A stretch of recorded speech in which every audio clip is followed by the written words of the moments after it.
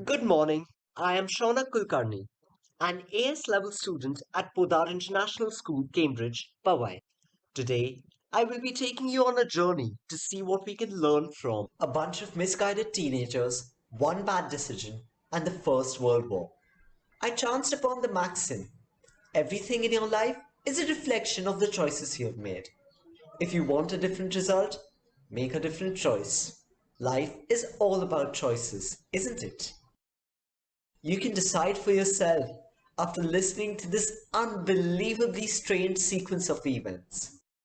Imagine you're in Sarajevo, Bosnia. The year 1914.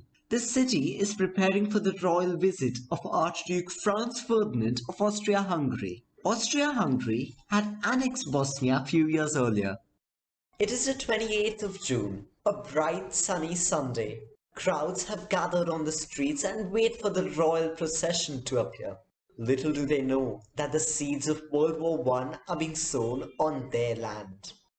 Hidden among this mass of people are six teenagers who have vowed to kill the Archduke, believing that to be the path to a free Bosnia. They hate the Archduke, they hate Austria.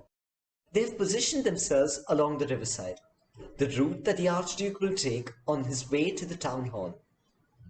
They all have bombs and pistols in their pockets, and vials of poison which they will swallow if they get caught. It seems to be a foolproof plan. Finally, the cavalcade of slow-moving cars comes into sight. At 10:15, the cars pass the first in line of waiting killers. He takes fright, does nothing, and escapes into the crowd.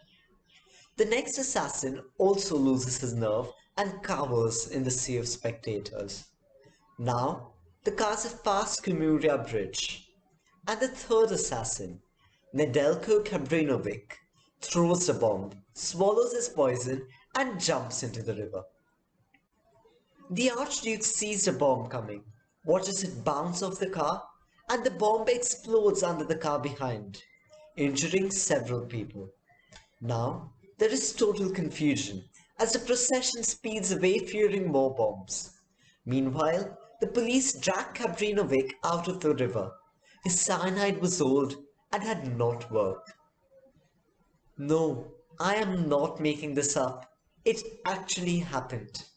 The Archduke has now been driven to the town hall, where he demands to be taken to visit the bomb victims in the hospital. Fearing more attacks, the officials decide to take a new route to avoid the crowds. But this new route is not properly explained to the driver of the Archduke's car. Moreover, no police guard accompanies the procession. The other assassins, on hearing the bomb explode, presume the Archduke to be dead and leave. All except Princip, Gavrilo Princip. Having learned that the Archduke is still alive, he is miserable and wanders to a cafe across the street. This cafe is not en route to the hospital that the Archduke is to visit. Princip is standing outside the cafe when at 10:45 the Archduke's car suddenly appears right in front of Princip. The driver realizes he has taken a wrong turn. He stops and starts to reverse.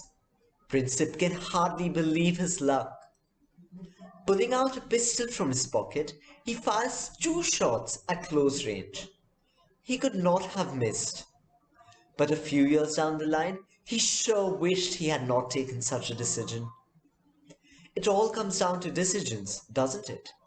Those were the fatal shots that unleashed the horrors of the First World War and the wars that followed in consequence. Gavrilo Princip could not have known that the fallout of his actions would be World War I.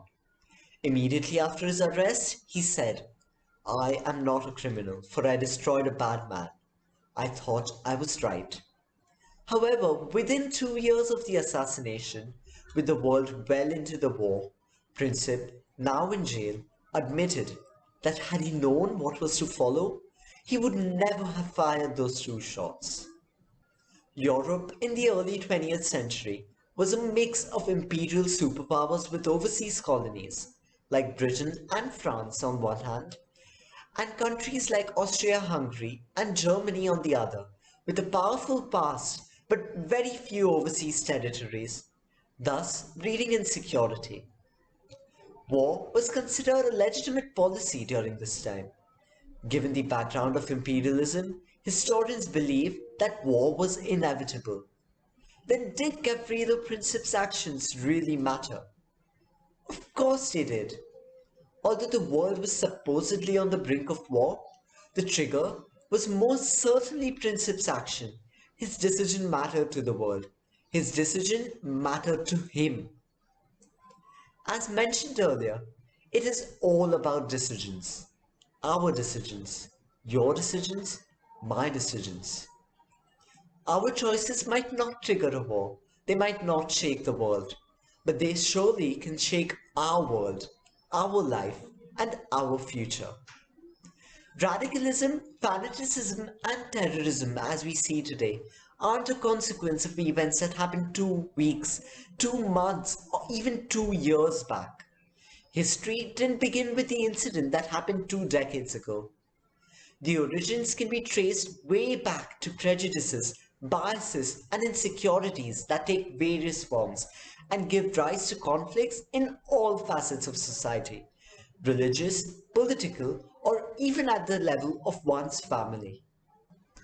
Rationality and neutrality are of prime importance when assessing and assimilating current affairs and global politics. The same applies to analyzing life events and making decisions at an individual level on a day-to-day basis.